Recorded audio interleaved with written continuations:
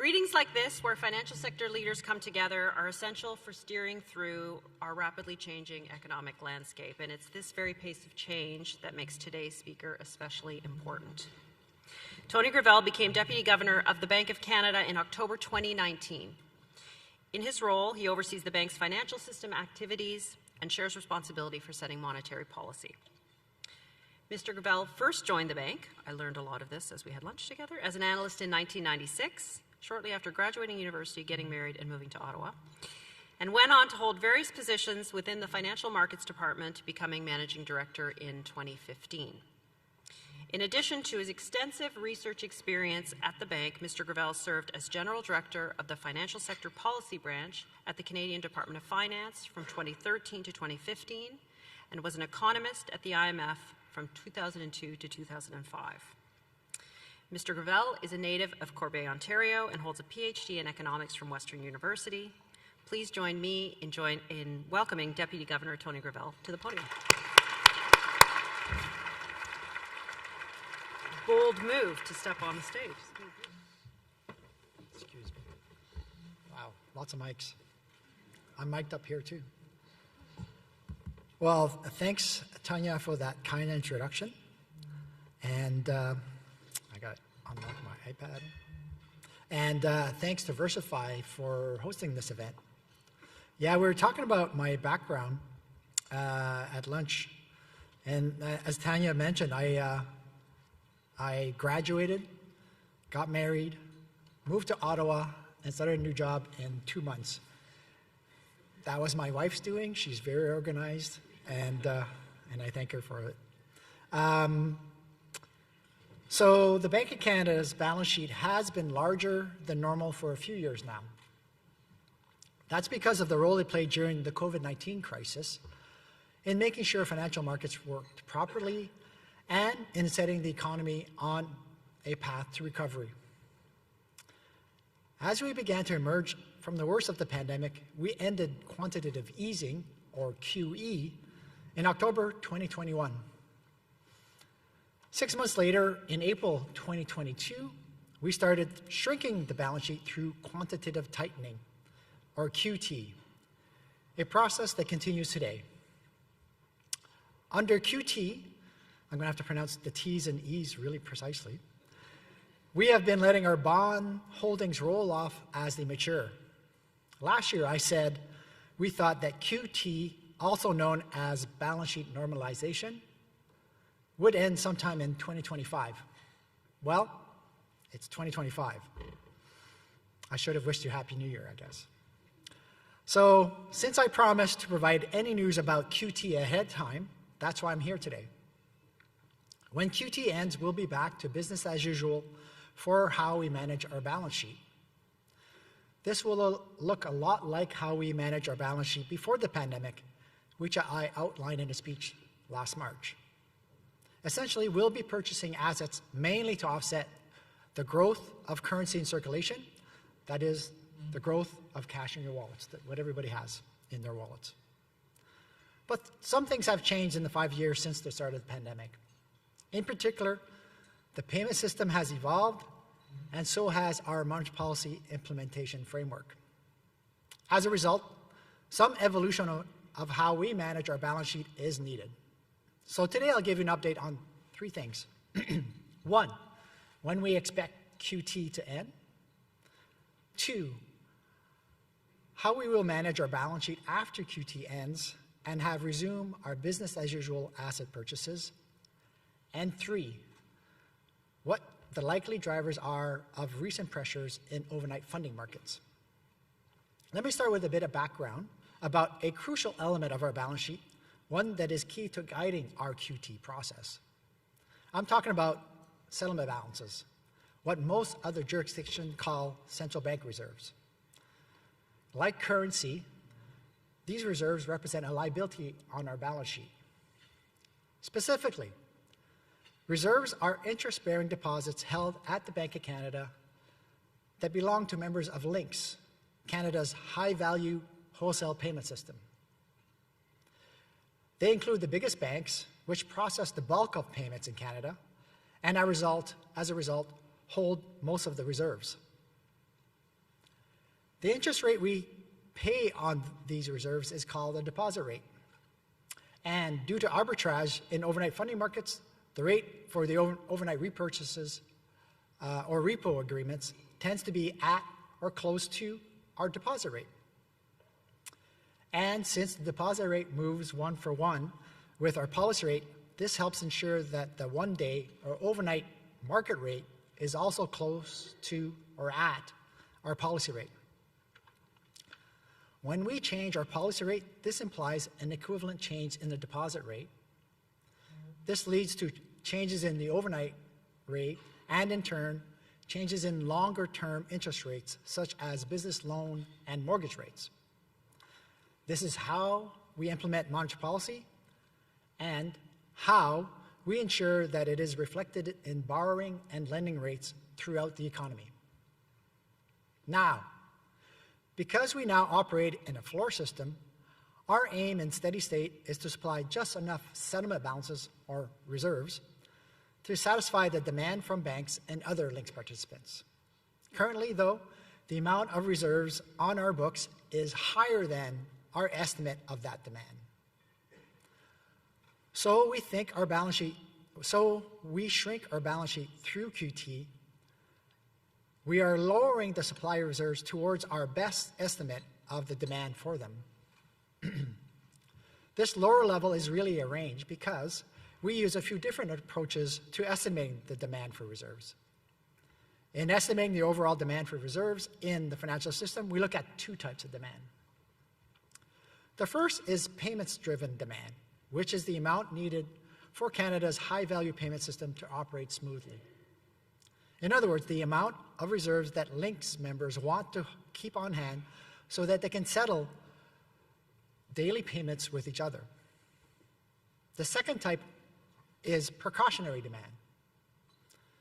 What do I mean by precautionary demand?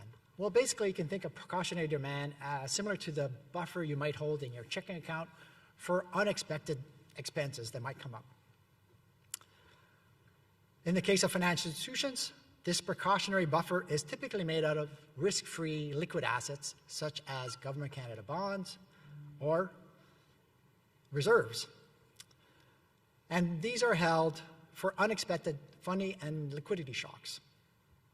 But measuring either payments or precaution-driven demand for reserves is difficult. So to come up with the best estimate that we can, we regularly survey banks and other Links participants to help us understand how much demand there is out there. And in the latter part of 2024, we determined from these discussions and our subsequent analysis that reserve demand had grown beyond the level that we had previously estimated. In early 2024, we thought QT would end when the level of reserves declined to $20 to $60 billion. Due to the updated assessment of demand, we have revised that range upward to between $50 and $70 billion range. For context, we currently have about $130 billion of reserves on our balance sheet, which is down from a peak of roughly $400 billion during the pandemic. As you can see from the chart over there, we expect the supply of settlement balances or reserves to reach our new estimated range for demand around mid-year. So on the chart, you see that we've plotted the supply of reserves, both in a historical context and our forecast for the supply of reserves. And the shaded area is basically the new estimated range, which is $50 to $70 billion. And the dashed green line is a forecast that assumes that the government deposits with us at the Bank of Canada remain constant. So you can see the dashed green line crosses through the shaded area, which is the estimated demand, sometime in mid-2025. Based on the maturity profile of our assets, the supply of settlement balances is expected to fall well below the $50 to $70 billion range in the third quarter of this year, which you can see on the chart. So as you can see on this next chart, that's because of a very large Government Canada bond maturity coming due on September 1st. So this chart plots the maturity profile of our assets up to 2030. And that September 1st maturity is that very tallest bar towards the left, which is around 26 billion. To achieve a smooth glide path for the supply of reserves to land within the estimated demand range, we will need a transition process where we undertake asset purchases in order to help offset that sharp drop. That means we will need to restart our normal course asset purchases ahead of that September maturity. So this brings me to what you're likely keen to find out. When will we end QT? The answer is coming right up. I'll hold on for a bit just so you guys can scream. As a result of our bond holdings maturity profile and the need for that smooth transition process, we expect to announce the end of QT and the associated restart of our business-as-usual asset purchases in the first half of this year. I'll repeat, we expect to end QT in the first half of this year. When we make that announcement, we will also publish a market notice with more details about the asset acquisition process, including the timing of our initial purchases and expected amounts. Given this timeline, I expect we will be the first central bank, or among the first central banks, to finish shrinking its pandemic-related QE asset holdings. This reflects three considerations.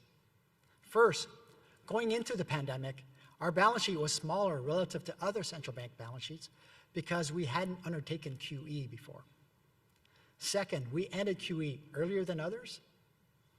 And third, the maturity profile of our assets coming out of our COVID actions was shorter, so QT has gone faster in Canada than in most other jurisdictions. As you can see from this chart, this last chart, no more charts, in terms of assets as a share of nominal GDP, our balance sheet is already smaller than those other major jurisdictions that you can see from the red line, which is our balance sheet. It's also smaller than Sweden and the balance sheet of the Swedish and UK central bank, even though they have undertaken a more proactive QT process of selling their assets, their QE assets. Once we resume purchasing assets, we will aim to manage our balance sheet in a way that keeps the level of reserves in that $50 to $70 billion range. I want to stress that over the longer term, demand for reserves will continue to evolve as the financial system evolves. So the amount of reserves that major banks and other LINX participants want to hold will likely vary as well over the long term. This means we will likely adjust our estimated range from time to time, up or down, to reflect changes in that demand for central bank reserves. That way we can make sure that our framework for implementing monetary policy remains effective. Okay, so what will business as usual balance sheet management look like after QT ends? Under normal course of balance sheet management, we buy assets on a passive basis to reflect the autonomous rise of our liabilities. Traditionally, the biggest liability has been currency in circulation, or cash. Consumer and business demand for cash usually grows at roughly the same speed as nominal GDP growth. I want to be clear, though, that while QT is almost finished, the composition of our asset holdings won't be back to normal for quite some time. As I explained last March, we want to restore a more balanced mix of assets with a broader range of maturities, including in particular shorter-term assets than we hold now. Currently, our asset portfolio is made up almost entirely of Government of Canada or GOC bonds. You can think of that as our QE legacy asset holdings. As a result, our asset holdings have a maturity profile that skews longer than it did before the pandemic. Going forward, we'll hold not only Government of Canada bonds, but also Government of Canada Treasury bills or T-bills and term repos, just as we did before the pandemic. In steady state, we will aim to have the amount of our floating rate assets, mostly term repos and T-bills, match the amount of our floating rate liabilities, which include our reserves. And we will aim to have the size of our bond holdings roughly match currency in circulation given that currency is assumed to be a permanent liability. Although our asset purchase plan will be designed to ramp up towards that steady state composition, our asset growth is limited by the growth in currency in circulation. So we may not reach that steady state asset composition until almost or around 2030, depending on how quickly the currency grows. I want to emphasize that we will not be buying assets on an active basis to stimulate the economy like we did during the pandemic when we were doing QE. Our normal asset purchases before the pandemic were not QE. Our normal course asset purchases after QT ends will not be QE either. Try saying that 10 times fast. Okay, let's get into some of the specifics of our asset acquisition plan. When we start growing our assets again for business as usual balance sheet management purposes, we will start with term repos. These will be for 1 and 3 month terms and will likely gradually ramp up the amounts through biweekly operations. We expect T-bill purchases to resume in the fourth quarter of this year, initially for relatively small amounts. They will be purchased via primary markets, that is, via GOC T-bill auctions. As for Government Canada bond purchases, these will likely not start until the end of 2026 at its earliest. Rest assured, when we get closer to purchasing bonds, we will announce the timing and other details well ahead of time.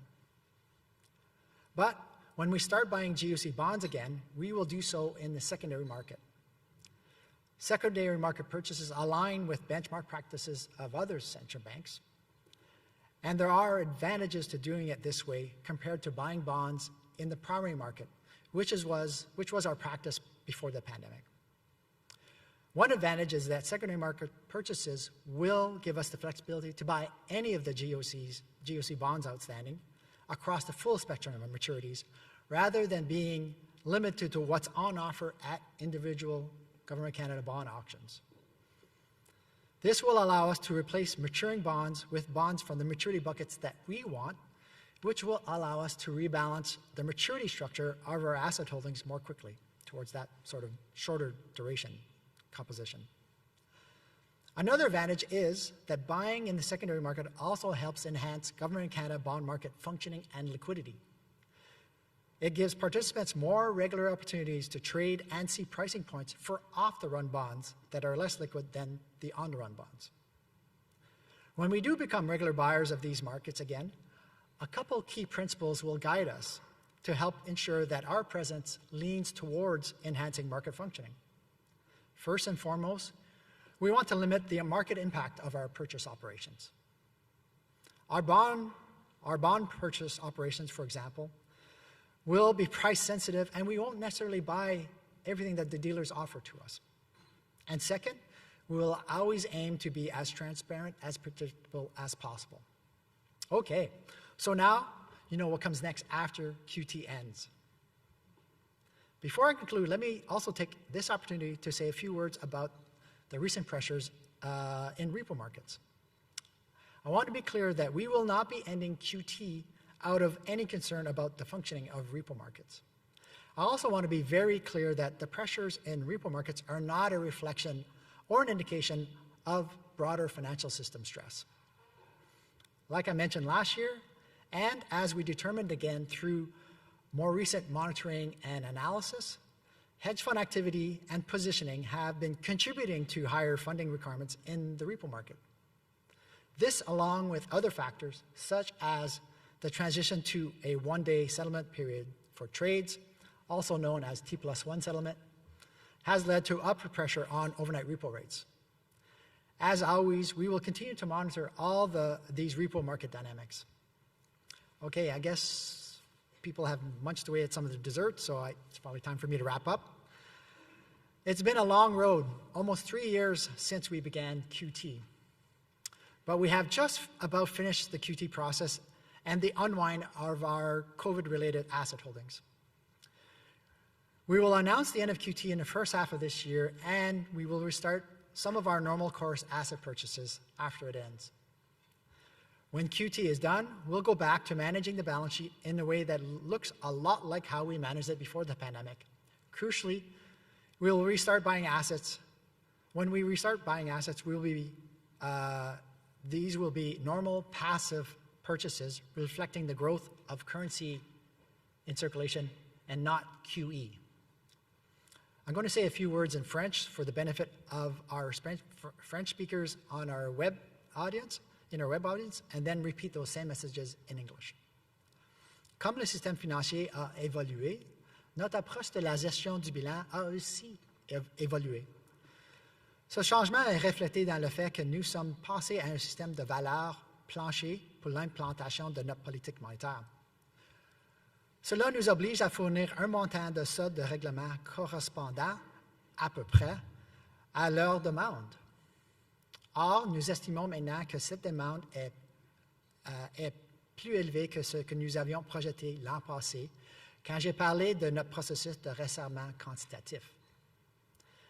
À plus longue échéance, puisque le système financier continuera d'évoluer, il faut s'attendre à ce que la demande de solde de règlement évolue également. Les participants au marché peuvent compter sur nous pour communiquer clairement et à l'avance les prochaines mesures que nous prendrons.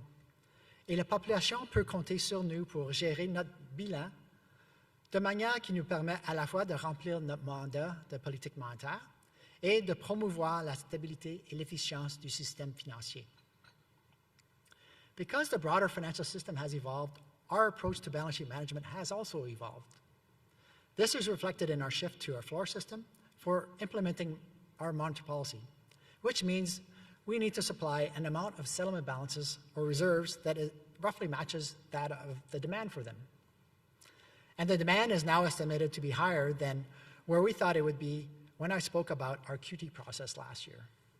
Over the longer term, since the financial system will continue to evolve, you can expect that the demand for settlement balances will also evolve as well. Market participants can count on us to communicate our next steps clearly and ahead of time. And Canadians can count on us to manage our balance sheet in a way that both lets us achieve our monetary policy objectives and promote a stable and efficient financial system. Well, with that, thank you, and I'm happy to take questions.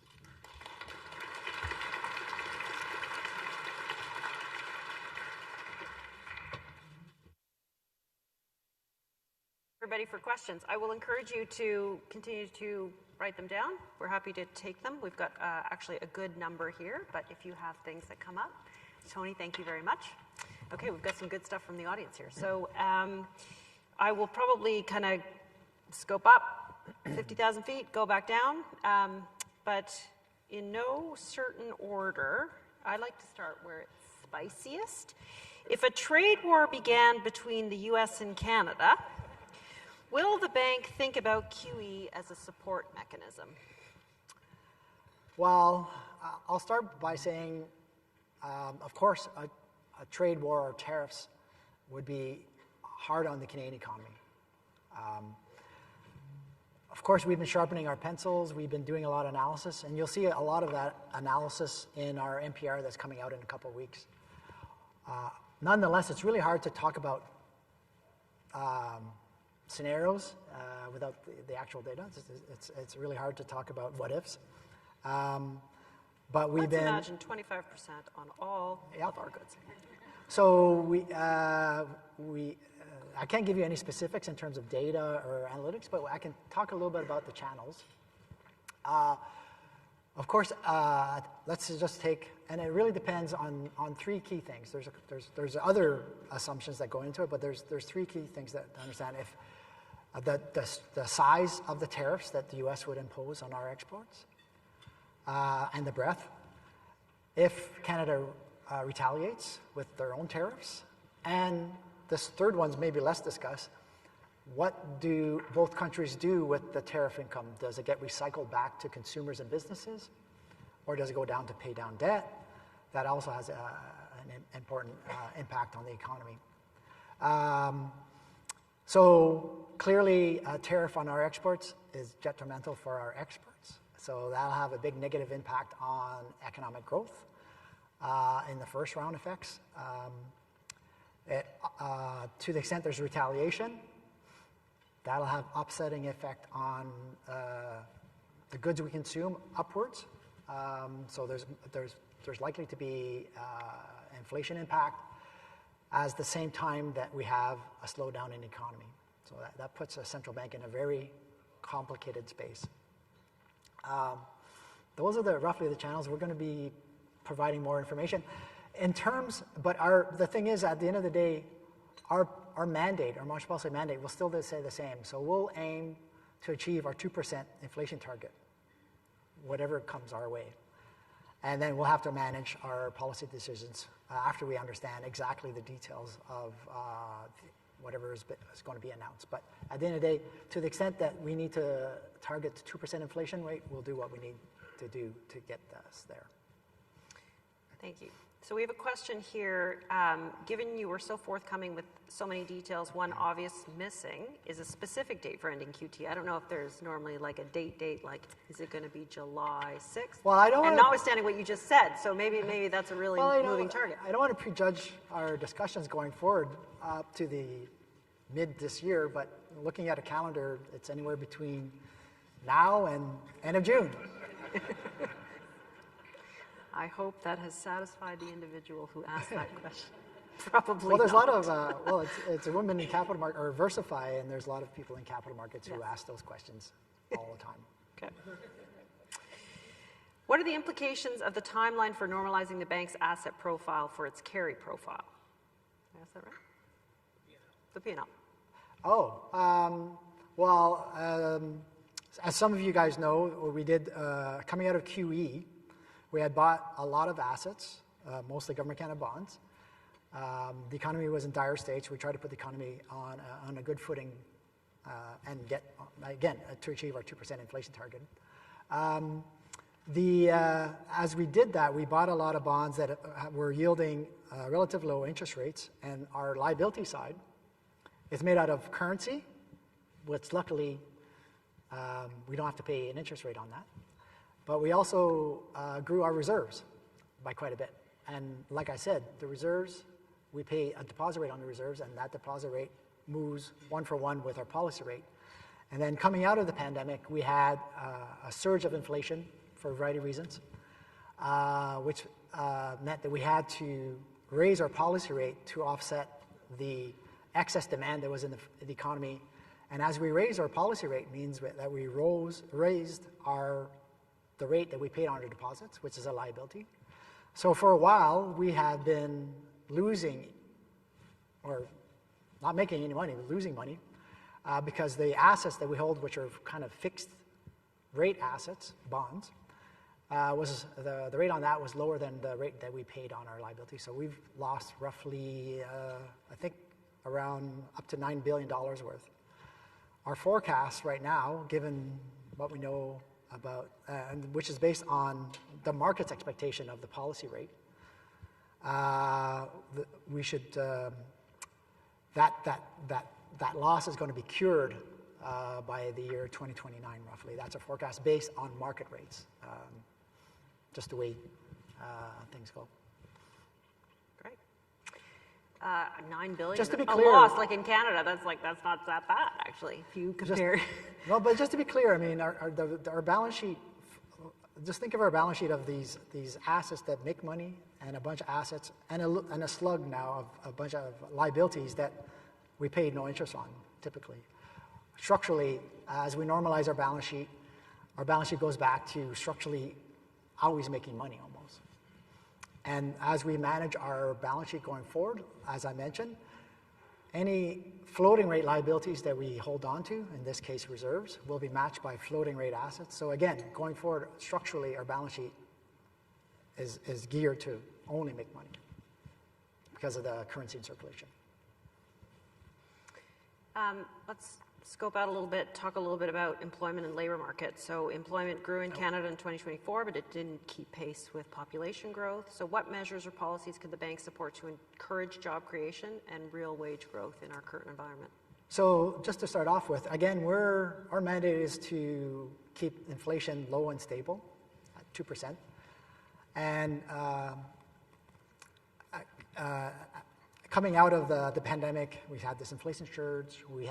And we noticed that inflation was going up in part because we had excess demand. The economy was overheating. So we raised the policy rate to slow down the economy.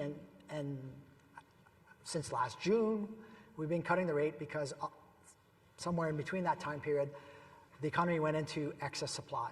We needed to get the economy into excess supply to cool the inflation rate. And as we've been cutting, the idea there has been to, again, try to get inflation towards our 2% inflation target. In our last communication, we mentioned that we need the economy to pick up in terms of growth to absorb that excess supply, and so we've been cutting. As the economy picks up growth, it naturally causes businesses to hire more people, the labor market picks up, labor market gets tighter, so the unemployment rate eventually starts turning around as well. There's a little bit of lag between those two things. So we expect given that we've cut the policy rate, given that we're aiming to rebalance the economy and keep the inflation around 2%, which has been there, we expect the labor market to tighten up and improve. So that's where we see the economy going forward. And what's the reasonable lag time that the country? Again, it really depends. It really depends on. And the thing that's thrown a bit of a wrench is that we've had these surge in immigration, and now we have a bunch of changes that are going to see a sharp drop in immigration. So we'll have an updated NPR in a couple of weeks, and we'll have a bit more information on that going forward. Okay. So if we look beyond sort of short-term economic stabilization, talk to us about the bank's priorities vis-a-vis some significant structural changes. We've got climate change, we've got an aging population, technology transformation. These are all seismic shifts in society and the economy. Give us a view on the bank's view on that. So I'll start off with making clear that our mandate, our monetary policy mandate, is about getting inflation around 2%. We don't have direct responsibility for any of those mandates. They're very important to how we assess the economy. We need to understand how the economy is moving or going. We need to forecast the economy. And all of those things play a big role in that. I'll take an example on climate change. Climate change has both an impact in terms of productivity going forward, if you will, but also physical climate shocks like forest fires have an impact on the economy on a kind of more day-to-day basis. And we spend a lot of time trying to understand supply shocks that affect the economy, and climate change is one of those supply shocks. Coming out of the pandemic, there was all kinds of other supply shocks, Russian war, war in Ukraine, logistical issues. So we've been investing a lot in our models, our forecasting models, to better understand supply shocks, and we've been kind of developing that side of our models, the supply side of the models a lot more, which is also helping us understand, again, climate shocks, for example. Okay. It's not an easy time. Yeah, very uncertain. I'm going to try and do this next question, Justice, but if I don't, forgive me. So how would you go to balance between off and on the run bonds?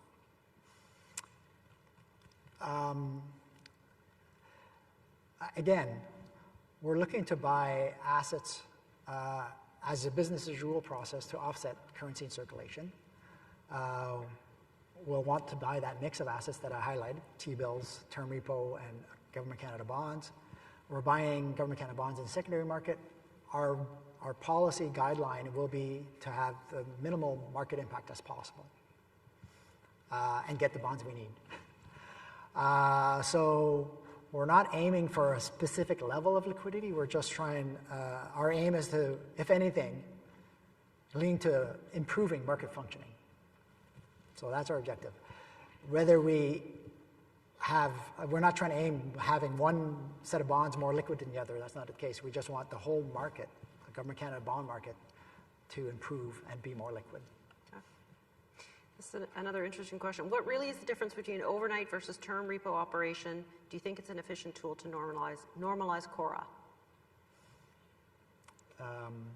Again, the way we implement monetary policy is we change the deposit rate, as I explained in my speech, which is kind of moves one for one with the policy rate. But we often see intraday, or recently it's been every day, upward pressures or downward pressures on benchmark repo rates. And when we see upward pressures on benchmark repo rates moving away from our policy rate target, we intervene by adding liquidity into the repo market, which pushes down that repo rate, overnight repo rate, back to our policy rate. If we had seen downward pressures on the benchmark repo rate, moving it below our deposit rate, below our policy rate, we would be taking out liquidity, doing reverse repos. And this is kind of a routine process that we do on a regular basis. I mean, when we start doing term repos, that might have an effect on the overnight repo rate. Dealers, for example, might be able to grab some liquidity from us and recycle that on a daily basis on the overnight rate. But it's not the intent of those operations is geared to allow us to do our normal course balance sheet management. We need assets to offset our liabilities, and that's the main objective of those term repos, but they might have a side benefit of allowing some of the dealers to use some of that liquidity that we inject by buying those assets. Basically, a 1 month and 3 month term repo is an asset to us, and it might have a positive impact on the upward pressure that we've observed on overnight repo markets. Great. I think that puts us at time. So first of all, Tony, thank you very much for sharing insights, seeking to give us some clarity on what the bank's plans are, what your outlook is, and how we're going to get back to business as usual. And I think now the takeaway is somewhere between now and the end of June. Yep. For those who didn't hear that. As leaders in the financial sector, it's clear that we all need to be attentive and alive to what you gave us today in terms of whatever clarity you could, and what we will hear from the bank going forward. This is going to be a tricky year. Maybe it's going to be a tricky 4 years. It's hard to tell. From tackling inflationary pressures to adapting to shifts in global markets. Your message today at least reinforces the importance of we have to stay focused. This is about long-term stability and growth for the country and the bank's role in that, so thank you. Again, I want to thank Xero, our partner and sponsor. Thank you for being here today. Thank you for supporting our mission and making today possible. And to everybody that came today, thank you very much for coming. This is an important conversation, and I'm glad you were all here, and I look forward to seeing all of you again as the year rolls forward. So thank you very much. Have a great afternoon. Thank you, Tony. Thank you very much, Tony.